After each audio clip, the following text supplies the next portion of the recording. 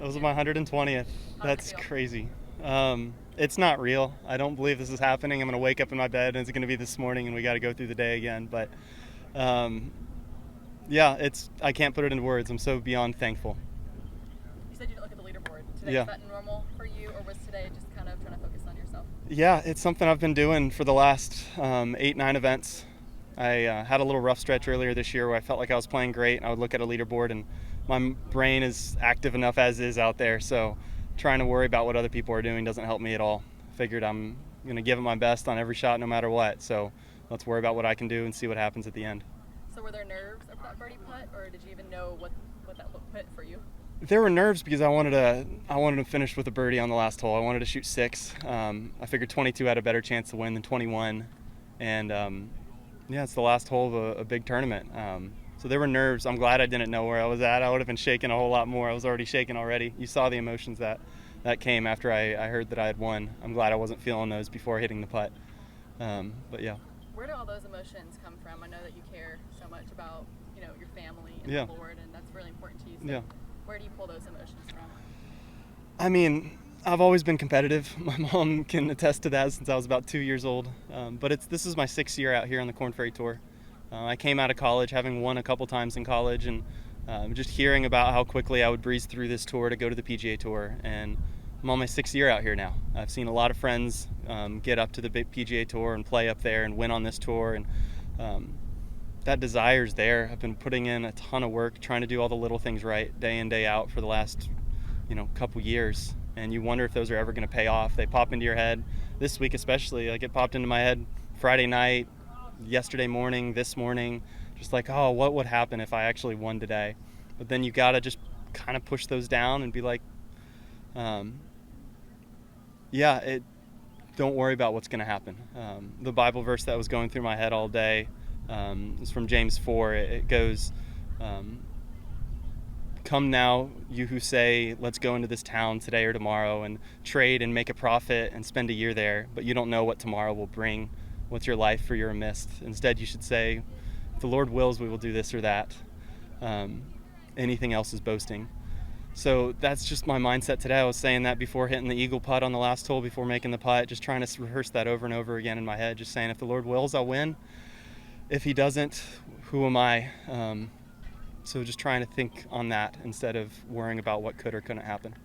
Your dad made a comment on the phone earlier about how it's a testament of who you are from last week, having a tough finish, to now coming out with a victory. He said that's kind of a mirror of you too. Can you kind of walk us through what that meant? Yeah, it's just been something my dad's always preached to me, just always taught me growing up, that you enjoy the good times, but it's the hard times that shape you and make you who you are. And last week, just stuff completely out of my control happened on the last hole. Hit my ball an inch out of bounds and made a 9, where making a par would have tied me for the lead and a birdie would have won. And that hurt. I mean, I dropped from getting close to getting a PGA Tour card to finishing 30th and maybe having my Korn Ferry card locked up or not. And that one stung so much. And he said something to me along the lines of, like, this is one of those tough moments that it's either going to make you or it's going to break you.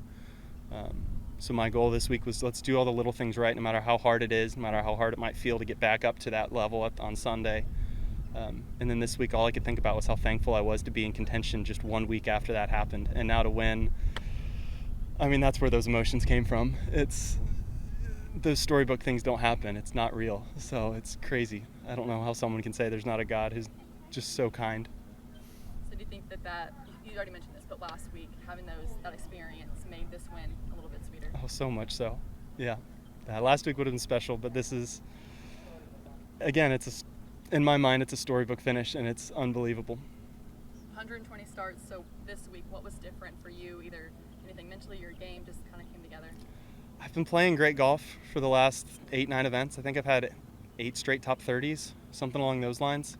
So I've been playing really good, and just the craziest things have happened to keep me outside of the top 10. I've talked to my caddy about it. I've talked to my girlfriend, my parents. It's like I'm playing good enough to shoot 5-6 under every round, and I feel like I'm walking away at 3 under.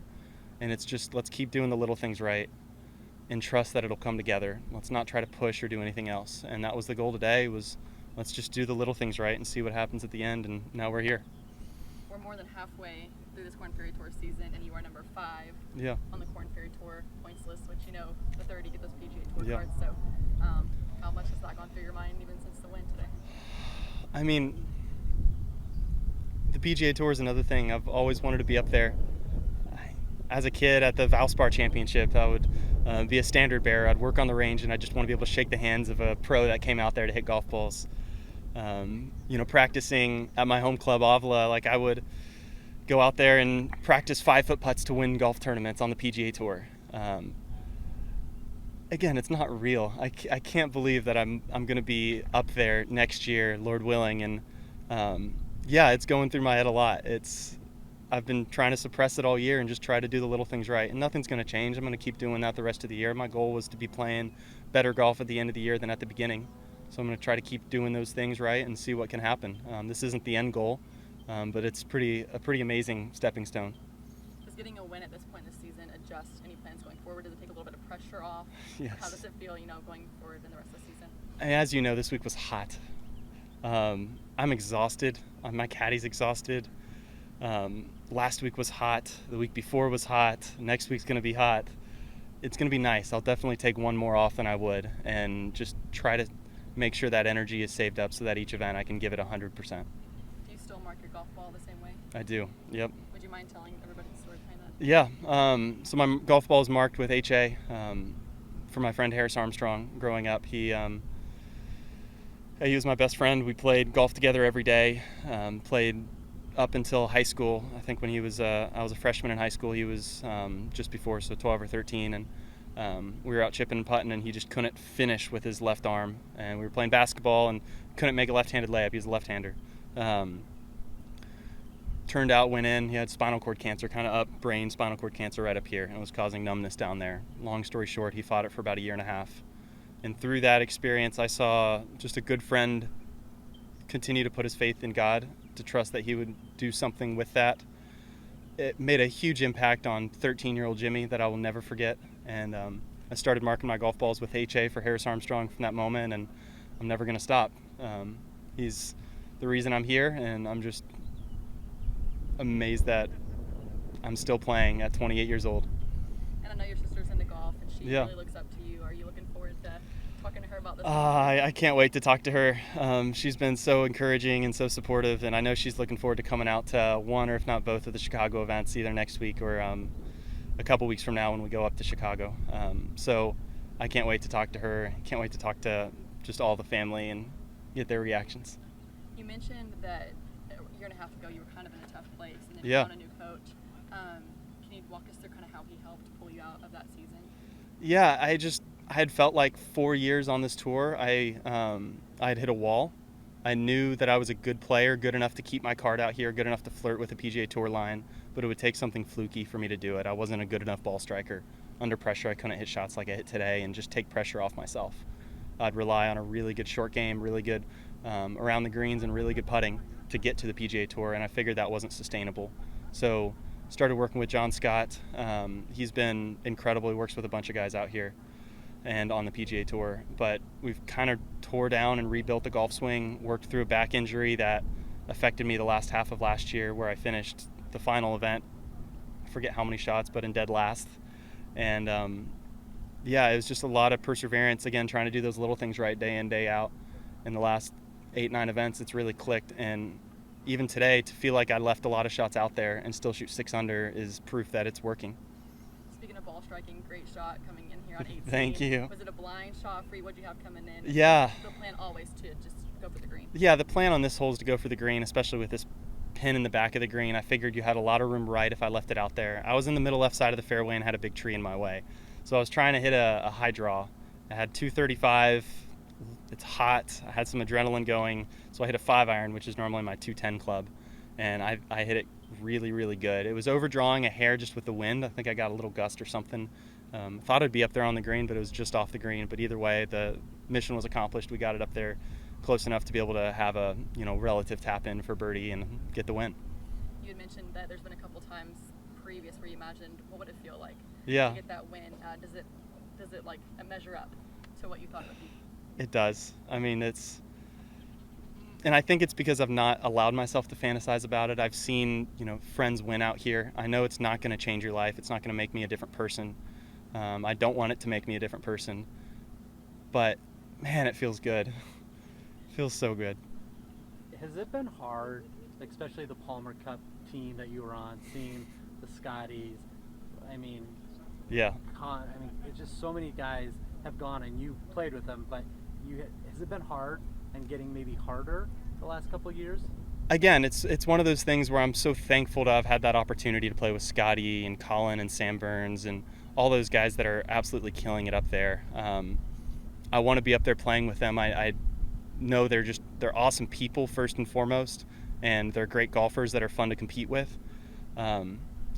You've definitely had to battle doubts about whether I can do that, while at the same time wondering why they're up there and I'm not. But again, it goes down to, if the Lord wills, I'll do this or that. I can't force anything on my own, and I've had to really accept that. Has there been a low point the last few years when you've been close, or it's just like, this isn't going to happen? It feels like every year I've started out really hot for the first half, and I've been in the top 25 or top 30, and then just slowly faltered. And just kind of lost my game, and it's because of the ball striking. I've relied on a really good short game, and that's just not sustainable to continue to have you up there week in, week out.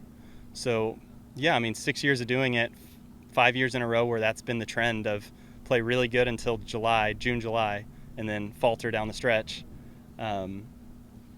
It's pretty incredible to be here now. And again, that's my goal the rest of this year. I want to continue to play well, Lord willing, and continue to get a little bit better. The driver today was a little iffy. I want to work on that a little more and see what I can do the rest of the season. Anybody else? You live in Florida, you went to Virginia. Does winning here, does that mean give Oklahoma kind of a special place in your heart? Absolutely. I can't wait to come back to Oklahoma now, especially this golf course. This place is so good. I know all the players I've talked to. It's a shame it played pretty soft this week, but at the same time, the course was in incredible shape. And it's one of the best golf courses we play on this tour. I officially love Oklahoma now. So we've won here. It'll always have a special place in my heart.